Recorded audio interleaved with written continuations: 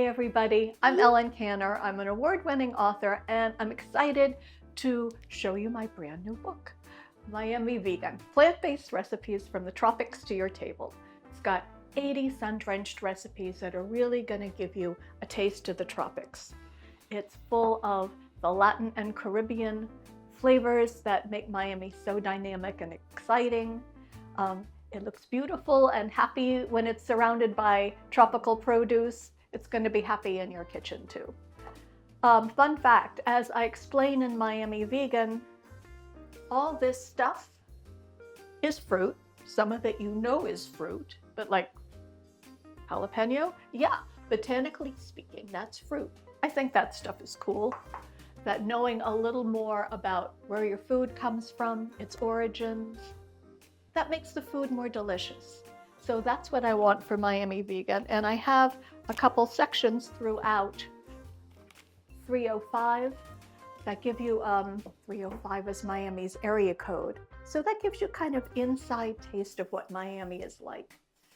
As a food writer and a culinary instructor and a recipe developer, I think food is more than dinner. It's about culture, it's about community, it's about sustainability, it's about wellness. I think all that stuff is very exciting and you can bring that to the plate. I'm a 5th generation Miamian and a long-time vegan. The big reasons people go vegan are animal welfare, personal health, and sustainability, which matters a lot in Miami, where we stare climate change in the face every day. They're all great reasons, but this is what I've learned. You have to convince people by offering fabulous food.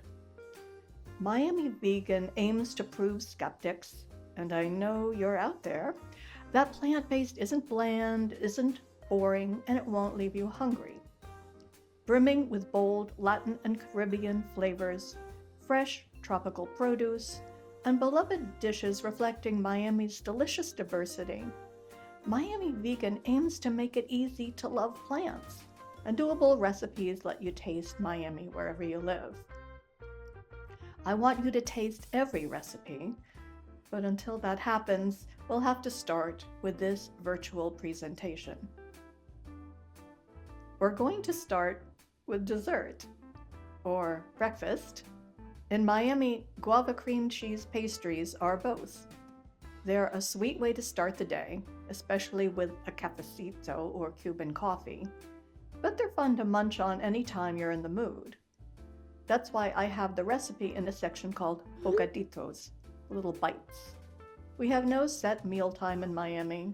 We tend to eat later, but we like to graze, and guava cream cheese pastries are good any time of the day. They're a little sweet from guava, a little creamy from vegan cream cheese, and a little crunchy from the puff pastry. Think of them kind of like the Latin version of peanut butter and jelly. There's just a few ingredients, but they matter. Frozen commercial puff pastry is a game changer, but read the label and make sure it's vegan. Dufour, which all my chef friends love, is all butter, so way not vegan. Pepperidge Farm is vegan.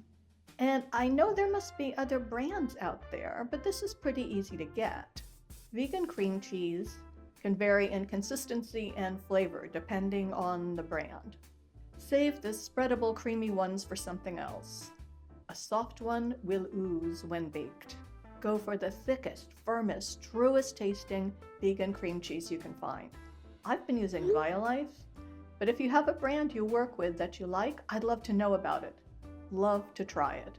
Okay, the slightly tricky bit is working in this little bit of powdered sugar into the cream cheese. The powdered sugar isn't just for extra sweetness. Powdered sugar, as you guys probably know, contains a little cornstarch, which keeps it light. It also provides a little oomph and structure for the vegan cream cheese. Once it's all together and nice and fluffy, pop it into the freezer if you can for a few minutes while you do the rest so it can firm up. Okay, on to the guava. Guavas can be round or oval and can range in color from white to purple. They've got a mild flavor And when you bring one to your nose, they're kind of perfumey. They are a tropical treasure. We love them here. So do insects. Fruit flies and little white worms, I don't know what they're called, I just don't want them in my guava, and neither do you. Cook the flesh down with sugar, like making cranberry sauce. Strain out the seeds, and you've made jelly. Keep cooking it down and reducing, and one step beyond jelly is guava paste. It's guava and sugar cooked down to their essence. You've also probably made a mess in your kitchen. I have a solution. Guava paste. It's sold commercially, it's shelf stable, so it's always in season, and it's insect-free. Guava paste is sold in Miami grocery stores in brick form and available in Latin and other specialty markets and online. Guava paste can be sticky to work with. One little trick is to dip your knife into hot water between slices. For this recipe, slice it thin. Speaking from experience here. I made these for Easter, but I looked at my own recipe in Miami Vegan and thought, nah, I'm gonna add more guava paste, more vegan cream cheese, and I did. And I had ooze. They were delicious, but they were not pretty. Okay, the puff pastry doesn't need to be rolled out super thin. Just flatten and stretch the sheets out a little bit. Cream cheese from the freezer, and spread the cream cheese on one puff pastry sheet. Now fit 16 thin slices of guava paste on top. Cover with the second puff pastry sheet and fit everything into place. Without slicing all the way through, score the pastry into 16 pieces so each has some guava paste, and add a few extra slashes to vent the pastry. Puff pastry likes it cold, and that can be a challenge in Miami kitchens. So if you have time, pop the baking sheet in the fridge for half an hour or so to chill and firm up. When you're ready to bake, preheat your oven to 400 degrees.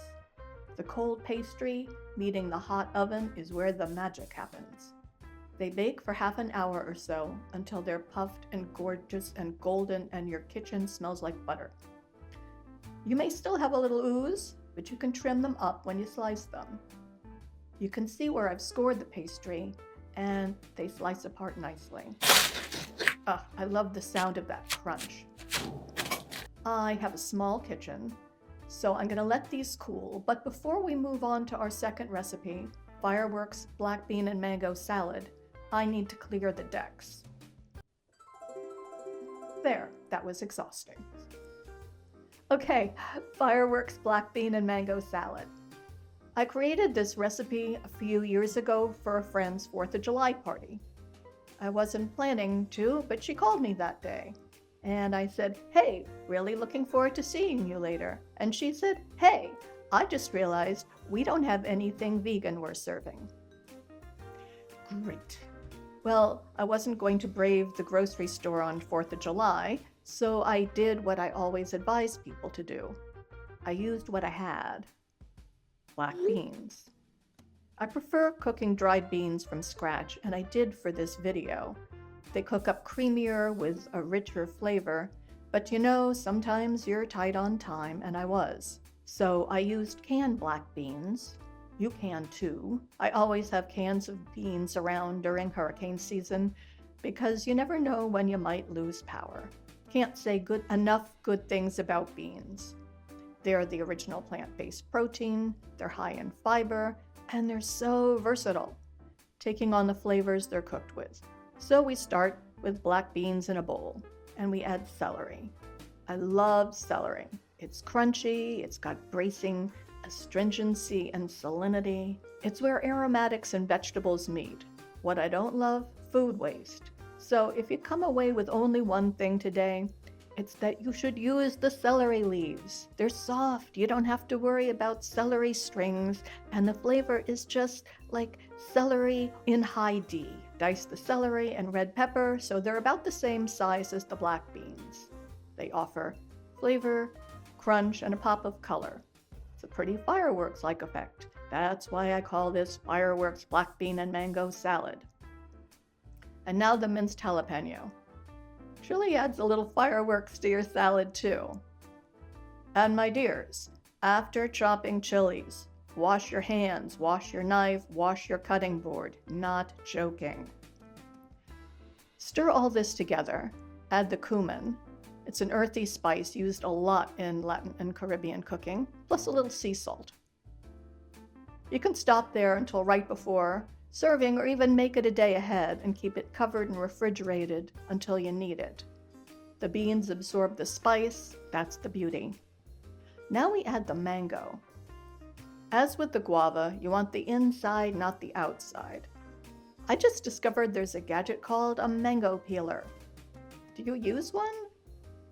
I am not terribly gadget happy, so I use a knife. Stand up your mango, score it into fourths, grab a flap of the rind at the top, and tug, and the skin peels right off. We're coming into mango season here now, and eating a ripe, fresh, juicy mango right off the tree is one of the joys of living in Miami. For everyone, not just humans. Birds, squirrels, and iguanas love mango too, and might get to the fruit before you do. This is nature. We all have to live together. I'm vegan, right? I love animals.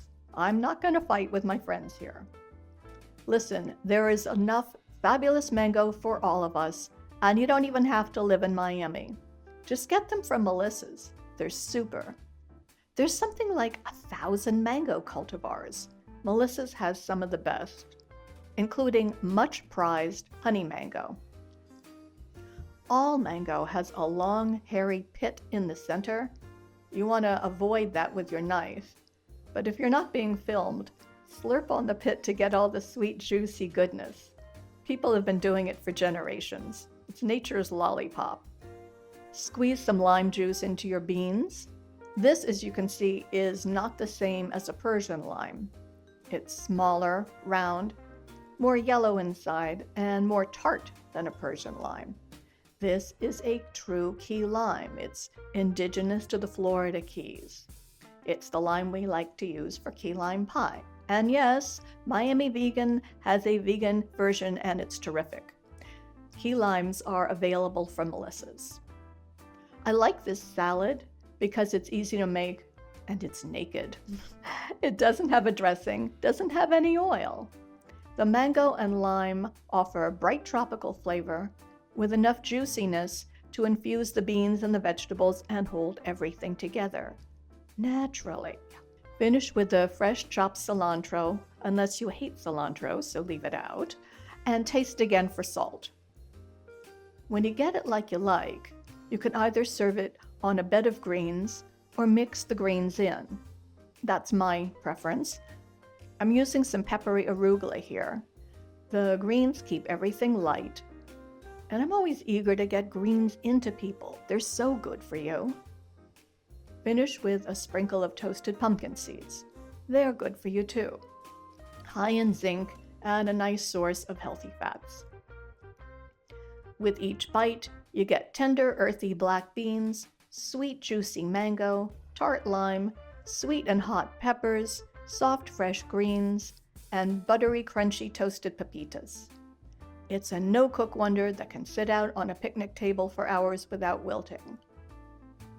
With beans and grain salads, their flavors bloom when they're not icebox cold. Will be more fun for you closer to room temperature. Fresh mango is fabulous, but frozen and thawed works too. You can also make it with papaya or orange in place of the mango, so it's accessible for just about everyone. And Melissa's Produce has all of it. Fireworks black bean and mango salad is great right out of the bowl, but you can also plate it up pretty. Spoon it into half an avocado or papaya once you scoop out all the glossy black seeds, or spoon it into tortillas and give your Taco Tuesday a little tropical flair. The guava pastries don't need anything fussy, just set them out on a plate and watch them disappear. A big thanks to Melissa's Produce for letting me give you a taste of Miami vegan, plant-based recipes from the tropics to your table. And a big Miami thanks to you. Wishing you all things delicious.